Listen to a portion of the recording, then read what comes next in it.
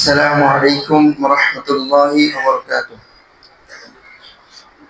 الحمد لله رب العالمين، والصلاة والسلام على سيدنا محمد وعلى آله وأصحابه أجمعين. أما بعد، فأعوذ بالله من الشيطان الرجيم. بسم الله الرحمن الرحيم.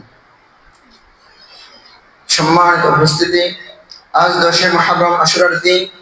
আশুরা শুধু একটা তারিখ না, এটা ত্যাগ, সবর আর হকের পক্ষে দাঁড়ানোর দিন। আশুরা আমাদেরকে কয়েকটি বিষয় শিক্ষা দেয়। এক, আল্লাহর উপর ভরসা করো।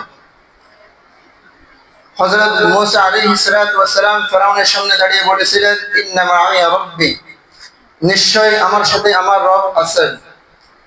আশুরা আমাদেরকে শেখায় বিপদে আল্লাহ ছাড়া তার উপর ভরসা করতে নেই।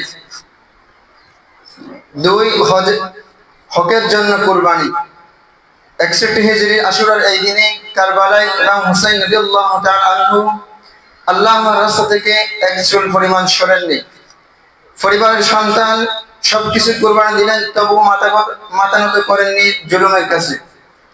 তিনি শিখিয়ে দিলেন, সংখ্যা কম হলেও, শক্তি কম হলেও হক ছাড়া যায় না।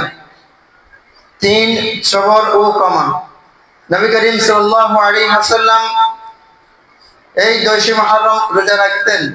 রাসূলুল্লাহ সাল্লাল্লাহু আলাইহি ওয়াসাল্লাম বলতেন, আশুরার রোজা 1 বছরের গুনাহের কাফারা। আশুরার দিন গুনাহ মাফের দিন। আশুরার দিন নিজেকে শুধরানোর দিন। আশুরার এই দিন আমাদেরকে দুই একটা প্রশ্ন করে। এক, তোমার রবকে।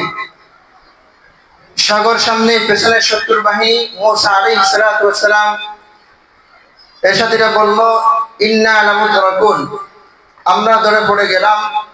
তখন মুসা আলাইহিস সালাতু ওয়াস সালাম বললেন, কাল্লা ইন্না মা'ইয়া রাব্বি, কখনো না, আমার সাথে আমার রব আছেন। আশুরা আমাদেরকে শিক্ষা দেয়, শত্রুরা রাস্তা বন্ধ করে দিলেও আল্লাহ তাআলা মুক্তির ব্যবস্থা করেন। 2, তুমি কি দিতে রাজি? হুসাইন রাদিয়াল্লাহু তাআলা আনহুর ক্ষমতা অর্পণ, জান ও মালের নিরাপত্তা দিতে চেয়েছিল, শুধু একটা শর্তে, যেন হক ছেড়ে দেয়, অর্থাৎ ইসলাম ছেড়ে দেয়। কিন্তু তিনি তাদের কাছে মাথা নত করেননি।